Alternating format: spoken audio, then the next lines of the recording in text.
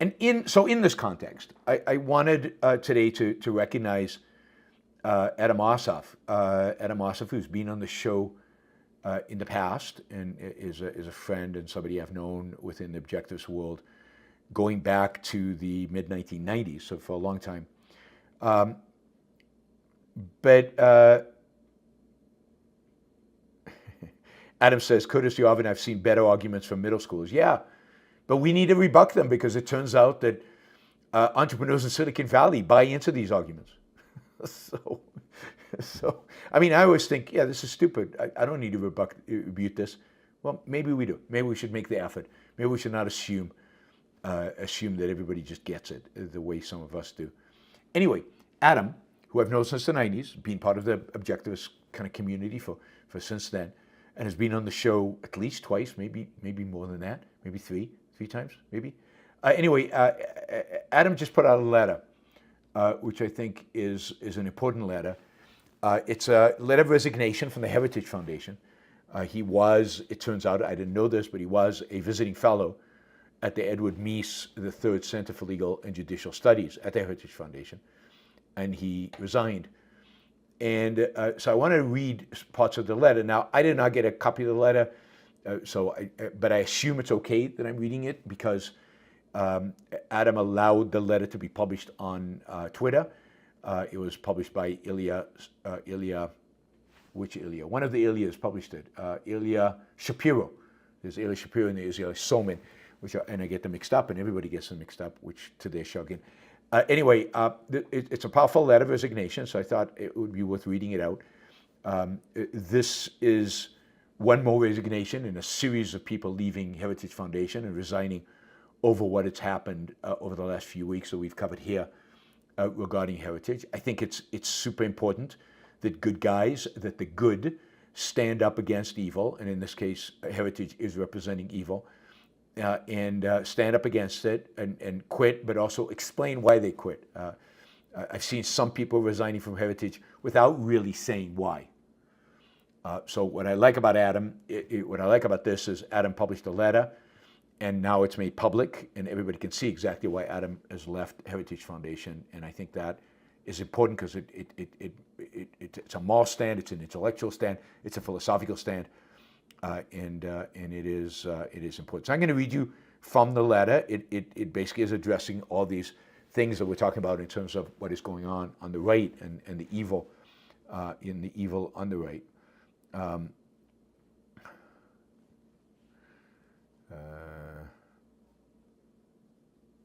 Somebody wants to make the point that Adam backed Trump. Yes, he did, in spite of that. I mean, he backed Trump because of Israel. I think he was on my show and said that the number one issue for him was anti-Semitism in Israel, and he backed Trump because of that. And after October 7th, he didn't see a choice. I understand that. As I said, the fact that somebody voted for Trump, I get why some people voted for Trump. Anyway, here's Adam. It is with a heavy heart that I'm resigning my visiting fellow position in the Edward Meese III Center for Legal and Judicial Studies at the Heritage Foundation. My resignation is effective immediately. I'm going to skip because it's a long letter. Unfortunately, your October 30th video and your subsequent interviews, videos, and commentary have made it clear to me that Heritage is no longer the storied think tank that I was proud to join in 2019. Now, Adam and I might disagree about the storied think tank, but that's not the point. He goes on. Your October 30th video was indefensible. So were your purported explanations and backtracking in subsequent interviews and social media posts. The October 30th interview was worse than a poor choice of words or a mere mistake. It was a profound moral inversion to use the language of ancient anti-Semitic blood libel, such as globalist class and venomous coalition. It was especially loathsome to use this language to defend Tucker Carlson. Tucker is quickly following Candace Owen down the very dark path of Jewish conspiracy theories and defenses of Nazis. After Candace's explanation, Tucker is quickly following Candace Owen down the...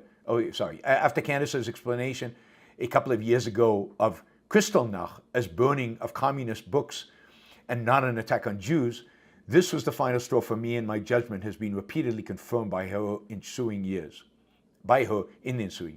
Similar to Candace's just asking questions strategy, Tucker is increasingly hosting friendly, head-nodding in agreement interviews with people who explicitly praise Nazis and are unrepentant in their anti-Semitic slurs of Jews in Israel, such as his interview of Daryl Cooper and Agapia, a name I can't pronounce. Tucker's friendly, smiling interview with Nick Fuentes, an avowed Nazi, who was simply the nadir of Tucker's increasing number of friendly interviews with nihilists and anti-Semites. In all of these interviews, Tucker has blatantly refused to challenge any of their calumnies, propaganda, and falsehoods, despite your subsequent claim in a follow-on statement on October 31st that we should, quote, challenge them head-on, unquote, in open debate. This bears emphasizing Tucker has never challenged one of these evil guests on his show. For example, in a 2-hour interview with Fuentes, Tucker never asked Fuentes a single question about his Nazi views or even his Nazi slur of Vice President J.D. Vance as a race traitor, given J.D. Vance's marriage to Usha, Usha and their so-called brown children, to quote Fuentes. This is neither debate nor critical engagement with ideas with which we profoundly disagree. This is toleration and or agreement with evil ideologies and ideas. This is made even more clear by Tucker's contrary treatment of anyone he deemed to be a, quote, Zionist. Unlike his interview with Fuentes, Cooper, and Agrapia, and many others, Tucker engages in skeptical interviews with pointed, hard-hitting questions of Senator Ted Cruz and others about their Zionist or pro-Israel positions. All this makes it absolutely clear that Tucker gives credence to his millions of viewers that evil ideologies, collectivism, nihilism, and anti-Semitism are consistent with conservatism and America First movement. Tucker's friendly and laughing conversation with Fuentes signals to his millions of young viewers that it is permissible to give a pass to such evil. Even in their best light possible, Tucker makes clear we at least should tolerate such evil, because as you said in your October 30th video, we should not be, quote, attacking our friends on the right. This is a massive moral inversion.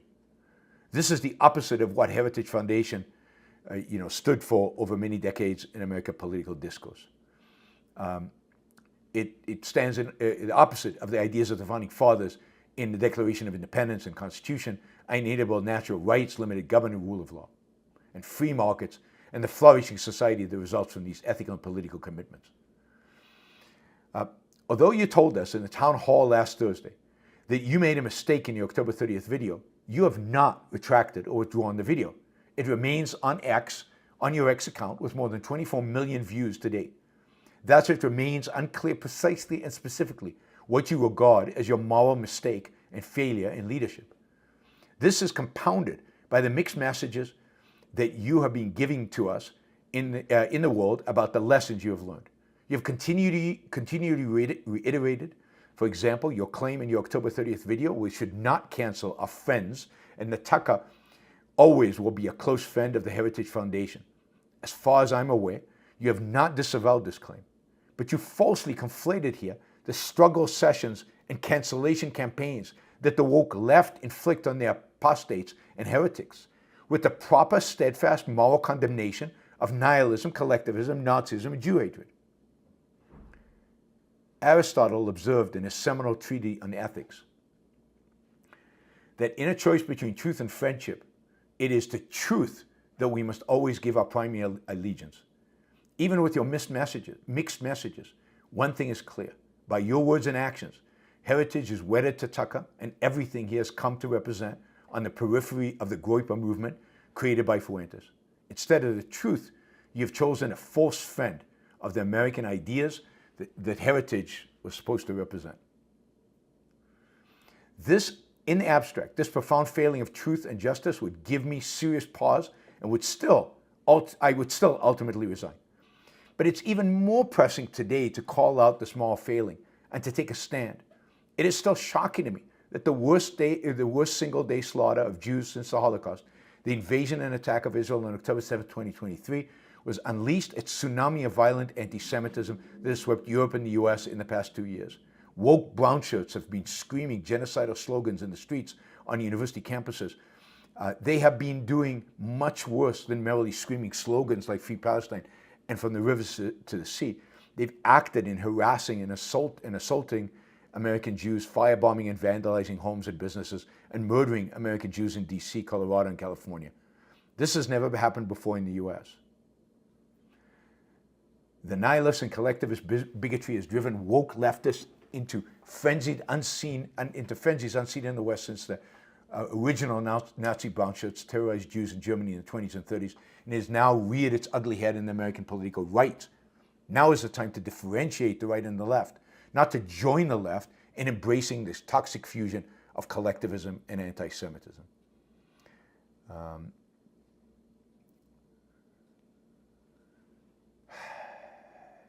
He continues, you make clear your choice.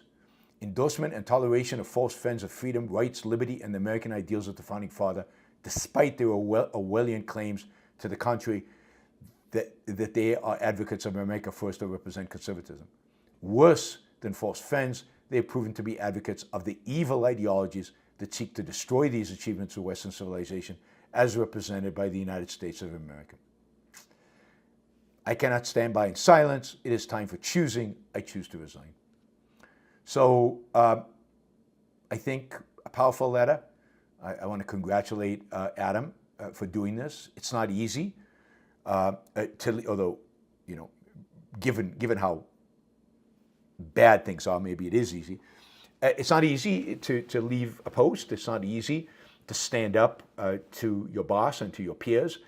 It's not easy to make this public and take a moral stand in public in this way. Adam is you know, in that world of think tanks and conservatives and small L libertarians, we'll call it. You know, think tanks in Washington D.C. He's part of that world, and he's taken a courageous stand here, and I give him credit for that. I give him credit for that, and I think he's absolutely right in his diagnosis of heritage and current heritage, and where it is heading, and kind of the moral travesty of what Roberts did, as we talked about on the show. So if you'd like to read the letter, you can find it on Twitter again, Ilya Shapiro published it, so just look up Ilya Shapiro, and you will find, I think you will find the letter. It's worth reading. If you know Adam, it's worth sending out Adam congratulations for resigning from Heritage, even though, again, I'm sure it was not an easy professional thing. Oh, maybe it was easy, again, given the stakes. For Adam, it probably was easy, but again, not professionally not easy, I'm sure. Okay, yeah, I mean, this battle will continue. It is great to having more people. It is important to have more people join the fight. It's important to call out the left and the right on these kind of issues. I have said for a long time, and not everybody's going to agree with me, that I think the right is to a large extent the larger enemy, the enemy that I think worries me more, because it is to some extent you know, affiliated with where we are and what we represent. So again, I'm glad to see more people join this battle. We will be talking much more about this in the weeks, months, and probably years to come. It's not going to get any easier. It's not going to get any better. As I saw in Silicon Valley, in San Francisco, it is spreading. It is spreading. By the way, I hope to return to that to the Hamilton Society again to do more debates. I'm hoping to engage with them because I think engagement again, some of those views are horrific and really horrible. But the people who run the Hamilton Society are not the people who actually presented those views. Those are some of the people who attended the talk. And, they're religious. We disagree, but we need to have this conversation. And we need to be able to present rational ideas to people who might be open to still changing their minds about some of the really horrible positions that they have. And the damage Tucker is doing in our world, that Candace is doing, that J.D. Vance is doing, that Patrick Deneen is doing, that J.D. Vance is doing, it really is unimaginable. It really is unimaginable. Chandler says Yaron is the devil. I don't think the devil is the right terminology. I think the terminology these days is Yaron is the Antichrist. I think that is the terminology that Peter Thiel is spreading. It's the Antichrist. Okay, so that is Adam's letter to Heritage, which I thought was worth reading to everybody. I just want to add one thing, just because I came across this as I was preparing the show, again from Tucker Carlson, just to keep you up to speed about Tucker Carlson. It turns out that in this morning's newsletter that Tucker Carlson published, he publishes, I guess, a weekly newsletter, Tucker finally found people who he believes are really, really proper to call and compare to the Nazis. It's not Fuentes. It's not Candace. It's actually Israelis.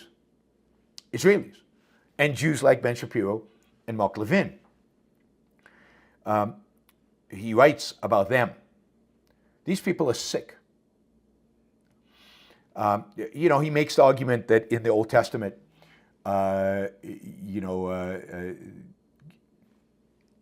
he makes an Old Testament argument about the Jews, right? The Jews, and about the Jewish, supposedly the Jewish blood superiority, right? He says, there's no such thing as blood superiority. I agree.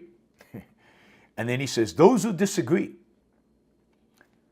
like the IDF's leaders, Israeli Defense Forces leaders, have more in common with Adolf Eichmann than Jesus. So the IDF leaders, he has decided, believe in blood superiority. I don't know any IDF leaders who believe that. He says have more in common with Adolf Eichmann than Jesus. It's pretty sick. Tucker Carlson is really evil, sick, bad, horrific, all of the above. Don't have anything to do with him.